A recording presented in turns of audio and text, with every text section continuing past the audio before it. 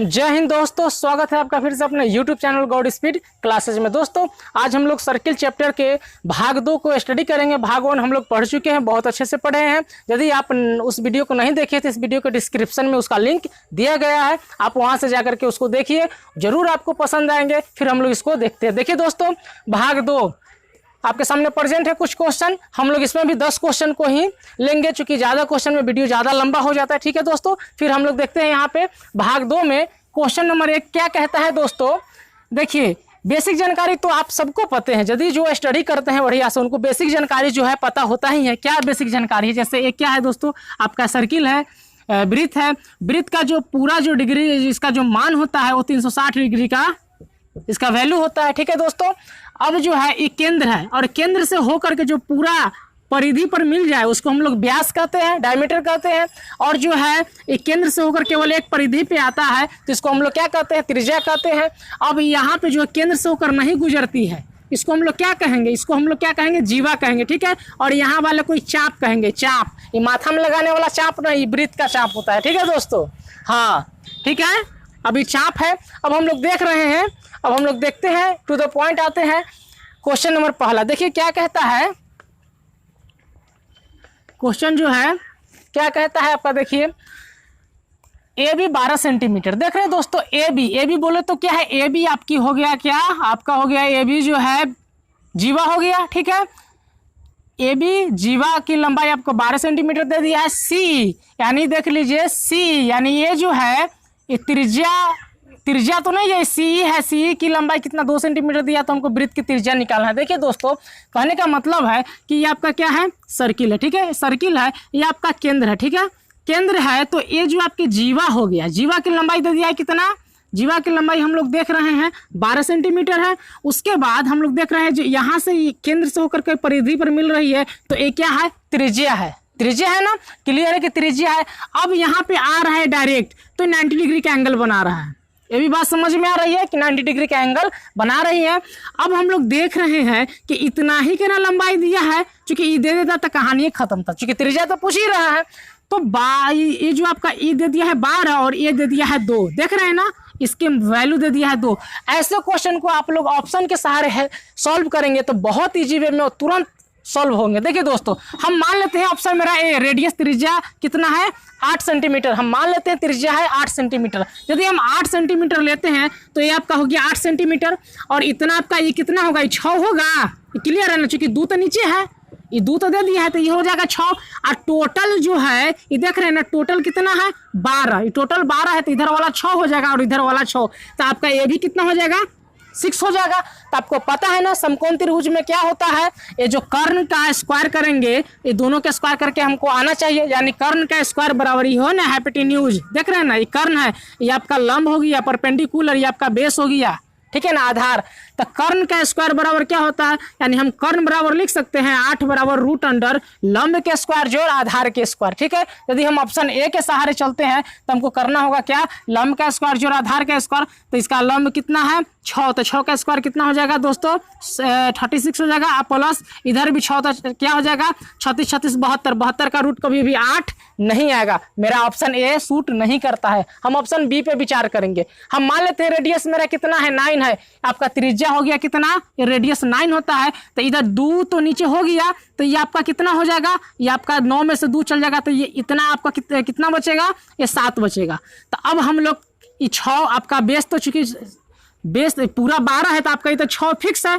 तो अब हम लोग क्या करेंगे? इस 7 और 6 का स्क्वायर करेंगे और स्क्वायर करके जब निकालेंगे रूट से बाहर तो क्या 9 आएगा? हम लोग देख लेते हैं। 7 का स्क्वायर हो जाएगा 49 और प्लस 6 का स्क्वायर हो जाएगा 36। अब इसको हम लोग स्क्वायर करेंगे तो कितना हो जाएगा? देख रहे हैं 9 6 15 4 4 8 हासिल जोड़ के 85। जो कतई हम मेरा ऑप्शन 2 सूट नहीं कर रहा है। ऑप्शन क्या हम सी पे विचार करते हैं? 10 सेंटीमीटर है ना, देखिए 10 सेंटीमीटर हम मान लेते हैं। ये आपका सर्किल है, ये आपका क्या है?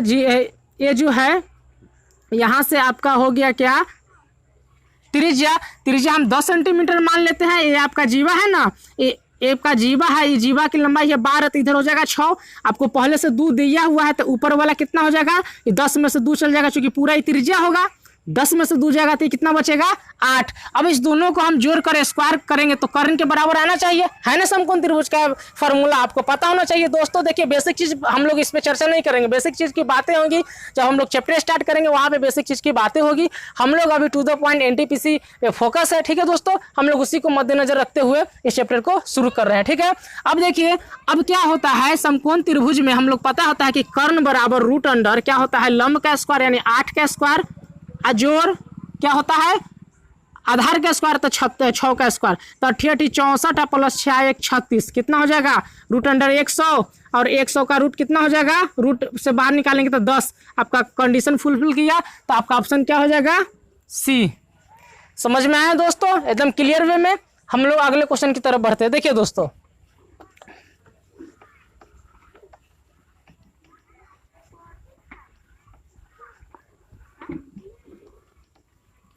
देखिए क्वेश्चन नंबर 2 कहता है एक वृत्त के केंद्र से 12 सेंटीमीटर की दूरी पर 32 सेंटीमीटर लंबी जीवा खींची गई है। एक वृत्त के केंद्र से 12 सेंटीमीटर की दूरी पर, देखिए जैसे क्वेश्चन कहता है ना वैसे आप चलिए ना, बिल्कुल बनेंगे। देखिए दोस्तों एक वृत्त के केंद्र से एगो हम वृत्त पार दिए, अब वृत्त के केंद्र से वृत्त के देखिए ये चूंकि थोड़ा सा टेढ़ा हो सकता है, ठीक है ना।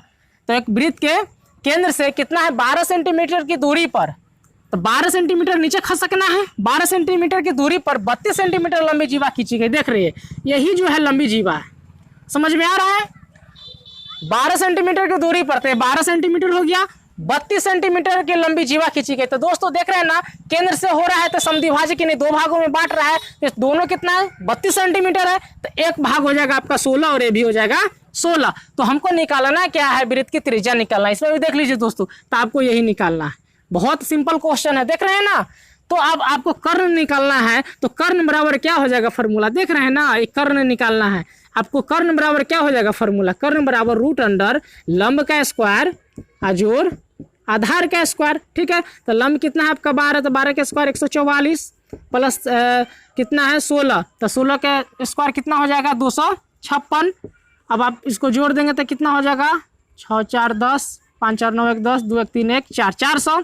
अब इसको स्क्वायर से हम लोग बाहर निकालेंगे तो कितना हो जाएगा 20 सेंटीमीटर आपका आंसर होगा। क्लियर दोस्तों, ठीक है। अब हम लोग अगले क्वेश्चन को देखते हैं। देखिए क्वेश्चन नंबर 3 क्या कहता है, ठीक है दोस्तों।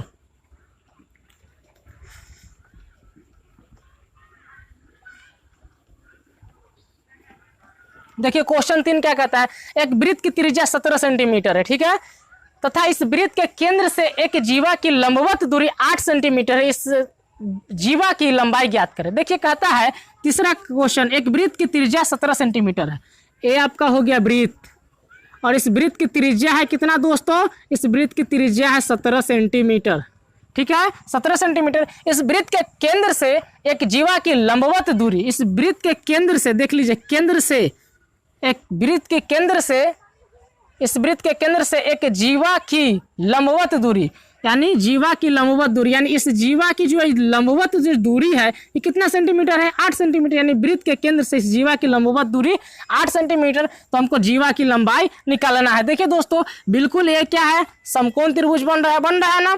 अब देखिए राइट एंगल जब बन रहा है तो जब इसका मान हम वैल्यू पता कर लेंगे तो ये तो चूंकि दोनों तो सेम वैल्यू है, चूंकि जब केंद्र से होकर गुजर रही है यहाँ पे आ रही तो ये 2 भागों में बांट रही है, सीधी सी बात है।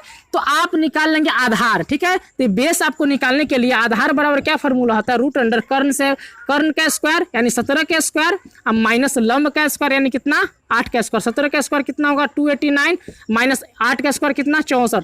जब हम इसको घटाएंगे तो कितना होगा 225, 15 का स्क्वायर रूट कितना होगा, आपका आंसर कितना हो जाएगा 15 सेंटीमीटर। क्लियर दोस्तों, समझ में आ रहा है, देख रहे हैं ना, मतलब कितनी आसान से जैसे कह रहे हैं ना लैंग्वेज वैसे चलेंगे। जानते दोस्तों मैथ से हल्का कोई सब्जेक्ट नहीं है, मतलब कहा जाता है ना हिस्ट्री ज्योग्राफी बड़ी बेवफा, सुबह रटो तो शाम सफा और शाम रटो तो सुबह सफा। लेकिन मैथ्स में आपका एक बार पकड़ होगी, आपकी प्रैक्टिस बढ़िया हो गई तो आप आजीवन ये रहेंगे, ठीक है दोस्तों।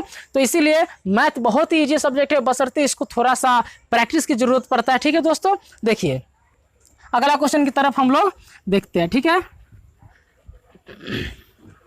देखिए क्वेश्चन तो बहुत इजी चाइल्ड प्ले है, ठीक है ना, क्वेश्चन बहुत इजी है। हम लोग देख रहे हैं क्वेश्चन को, ये क्वेश्चन क्या है दोस्तों, देखिए यहाँ पे 4 नंबर क्वेश्चन है, देख रहे हैं ना, ये ओ है, देख रहे हैं ना, हमको यही मान निकालना है, ए ओ बी, केंद्र ए ओ बी का मान निकालना है 40। हमने पहले भी बोले हैं दोस्तों कि जब ए वृत्त है और वृत्त जब है, जब वृत्त पर से जब आपका क्या बोलते हैं, जीवा से गुजर के जब केंद्र पर कोई कोण बनता है दोस्तों, तो एक कोण जो होता है ये परिधि पर के कोण का ही दुगना होता है, यानी 2x होगा, तो ये कितना होगा, x होगा। पिछले वीडियो में भी हमने बताए थे, ठीक है दोस्तों।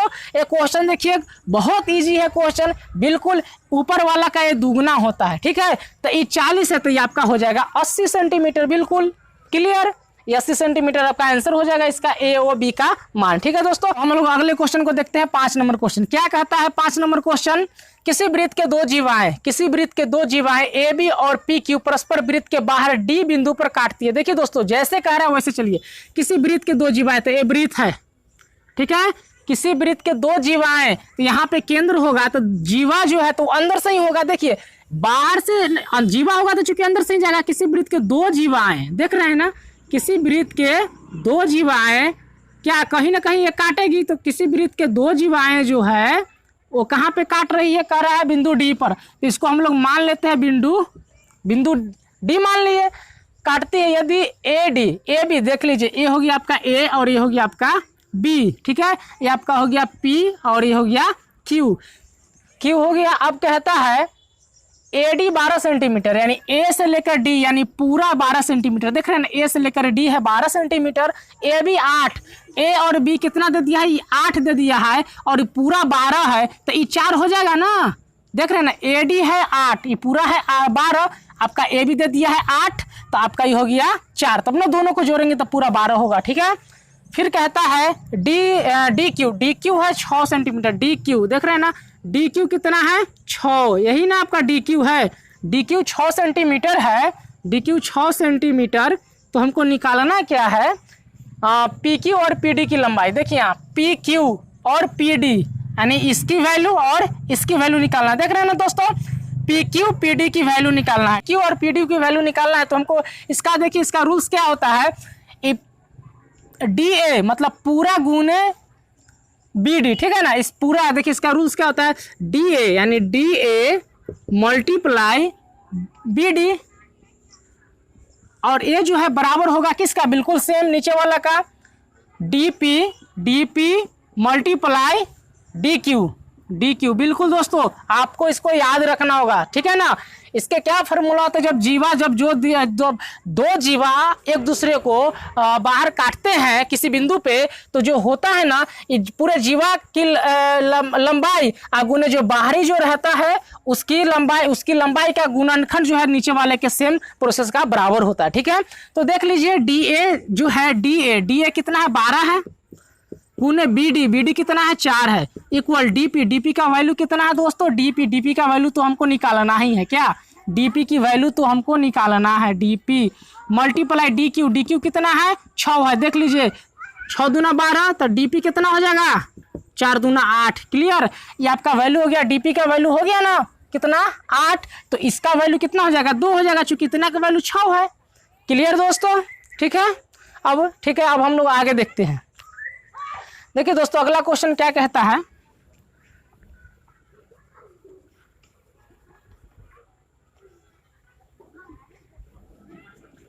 देखिए अगला क्वेश्चन कहता है 2 वृत्तों की त्रिज्याएं 25 सेंटीमीटर और 9 सेंटीमीटर है, तथा इनके केंद्रों के बीच की दूरी 34 सेंटीमीटर है। इन वृत्तों के उभयनिष्ठ अनुप्रस्थ रेखा की लंबाई ज्ञात करें। देखिए दोस्तों ऐसे क्वेश्चन जो है एग्जाम में पूछे जाते हैं। देखिए दोस्तों थोड़ा सा इस पर ध्यान दीजिए, बहुत आसान है ये भी क्वेश्चन है। 2 वृत्तों के त्रिज्याएं 25 सेंटीमीटर और 9 सेंटीमीटर, यानी एगो ये बड़का गोला है एगो छोटका है, देख रहे हैं ना।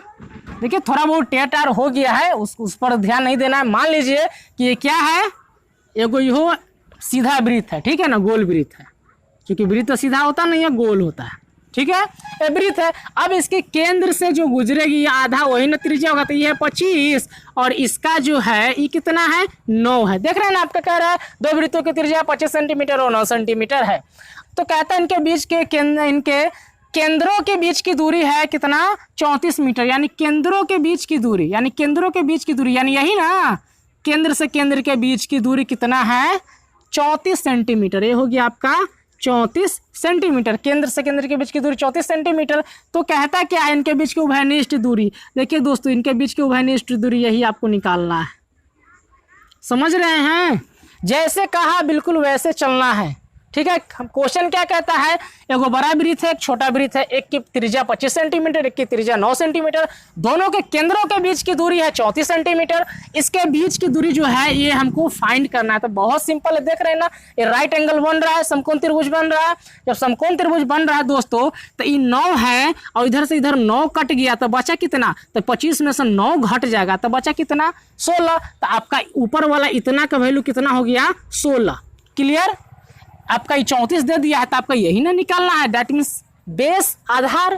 तो आधार बराबर क्या फॉर्मूला होगा, आधार बराबर हम लिख सकते हैं ना, रूट अंडर कर्ण का स्क्वायर, यानी 34 का स्क्वायर, अब माइनस किसका, लंब का स्क्वायर, तो कितना, 16 का स्क्वायर।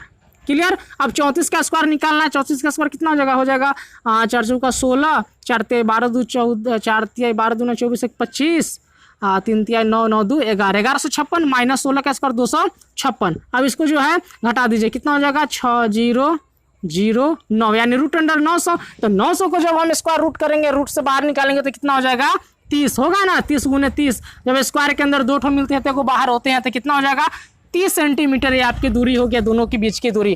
क्लियर दोस्तों, समझ में आया। अब हम लोग अगले क्वेश्चन की तरफ देखते हैं। तो देखिए दोस्तों, अगला क्वेश्चन की तरफ हम लोग देख रहे हैं, क्वेश्चन नंबर 7। देखिए बिल्कुल आसान है ये भी क्वेश्चन। देखिए क्या है, कहता है, देखिए ये आपका वृत्त है, वृत्त में क्या कर रहा है, ए बी बराबर ए सी। देखिए जितना ए बी है ना, ये जितना ए बी बराबर ए सी, ठीक है। तो क्लियर है दोस्तों कि जितना ए बी है उतना ही ए सी है। तो जाहिर सी बात है, जितना ई 65 डिग्री होगा, तो ए भी आपका कितना बनेगा, 65 डिग्री का ही एंगल बनाएगा।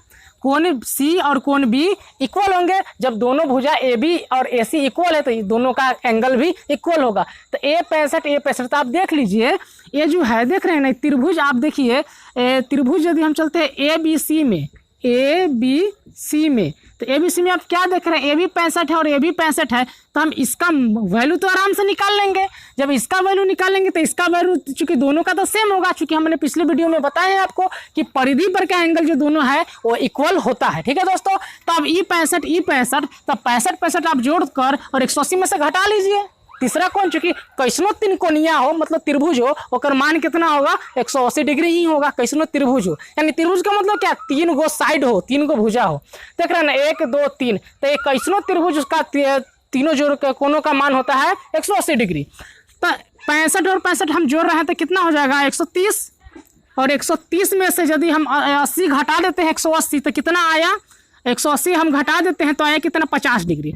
तो आपका एंगल ए कितना हो गया, 50 डिग्री। तो एंगल डी भी होगा, यानी थीटा का मान कितना हो जाएगा, 50 डिग्री। क्लियर दोस्तों। अब हम लोग देखते हैं अगले क्वेश्चन की तरफ, 8 नंबर। देखिए क्या कहता है, ये आपका त्रिभुज है, ये केंद्र है, ये आपका क्या हो गया, त्रिज्या हो गया, ये भी आपका त्रिज्या है, ये आपका स्पर्श रेखा है। देख रहे हैं ना, स्पर्श, स्पर्श का क्या मतलब, छू कर जाए। अरे स्पर्श करना है, क्या छूना, तो ये स्पर्श रेखा है, इसको छू कर जा रहा है, ये अंदर से जाता है तो कति होता है, जीवा होता है क्या, तो स्पर्श रेखा। अब हम लोग देख रहे हैं कि अब जो क्या दे दिया, ए बी सी, यानी ए क्या, ए पी बी 80 डिग्री, यानी इसका वैल्यू पूरा कितना है, 80 डिग्री। तो आधा हमको निकालना क्या है, पी ओ ए हमको निकालना है। तो देखिए दोस्तों, ये पूरा आपका 80 है, तो ये आधा तो 40 होना जाएगा, इसमें तो कोई डाउट है नहीं, 40 हो जाएगा। तो आपको पता होना चाहिए कि परिधि पर जब भी ये जो है स्पर्श रेखा जाते हैं तो क्या 90 डिग्री का एंगल बनाता है, ये राइट एंगल आपका हो गया, ठीक है। तो आपका ये 40 हो गया, ये 90 हो गया। तो हमने फिर बताया वही बात है कि कैसनो तिनकोनिया होकर मान 180 डिग्री। देख लीजिए त्रिभुज है 180 डिग्री, अब 180 डिग्री है इसका, तो देख रहे हैं तो 180 डिग्री मान आएगा, तो 90 और 40 कितना हो जाएगा, 130। 130 में से 130 आ गया, दोनों त्रिभुज, दोनों एंगल का मान, तो टोटल कितना होता है 180। 180 में से 30 घटेगा, कितना हो जाएगा 50 डिग्री, यानी आपका इसका वैल्यू कितना हो गया दोस्तों, 50 डिग्री इसका वैल्यू। क्लियर। अब हम लोग अगले क्वेश्चन की तरफ देखते हैं। देखिए दोस्तों, क्वेश्चन नंबर 9 क्या कहता है। क्वेश्चन 9 कहता है, देखिए इसमें जो है वृत्त है, यहाँ पे 80 डिग्री दे दिया है, यहाँ पे 30 डिग्री है, आपको यही एक्स का वैल्यू निकालना है, एक्स डिग्री का वैल्यू निकालना है। देखिए दोस्तों, एक्स डिग्री का वैल्यू जब निकालना है तो इसमें करना क्या होगा, हम लोग देख क्या रहे हैं, हम लोग बताए थे ना कि परिधि पर का एंगल जो है इक्वल होता है, ये 30 डिग्री है तो ये भी कितना हो जाएगा 30 डिग्री। क्लियर। अब हम लोग क्या देख रहे हैं, टोटल पूरा है 180। फिर वही बात यहाँ पे आ रहा है, तीनों त्रिभुज का योग 180 डिग्री ही होगा, तीनों कोनों त्रिभुज के तीनों कोनों का योग। तो ये 80 है और ये 30 है तो कितना हो जाएगा 110। 110 में से जब हम इसको लेस कर देंगे 180 में से तो इसका वैल्यू आ जाएगा ना, क्योंकि 180 तीनों का योग हो गया और दोनों का योग कितना हो रहा है 110, तो हम इसको लेस कर देंगे 70 डिग्री, इसका आपका आंसर हो गया 70 डिग्री।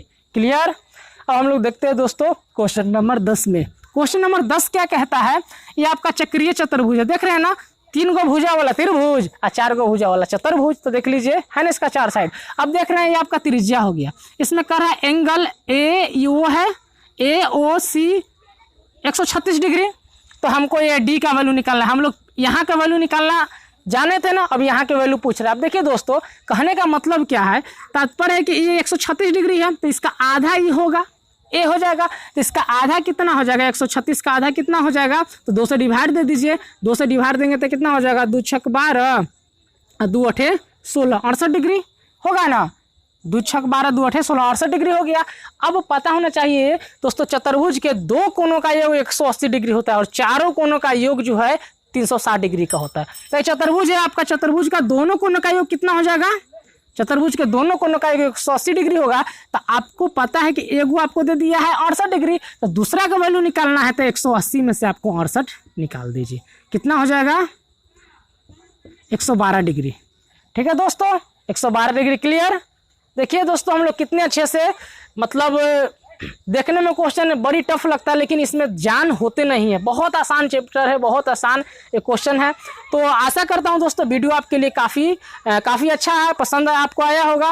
यदि पसंद है तो लाइक शेयर कमेंट जरूर करें। फिर हम लोग मिलते हैं अगले वीडियो में। Thank you, bye.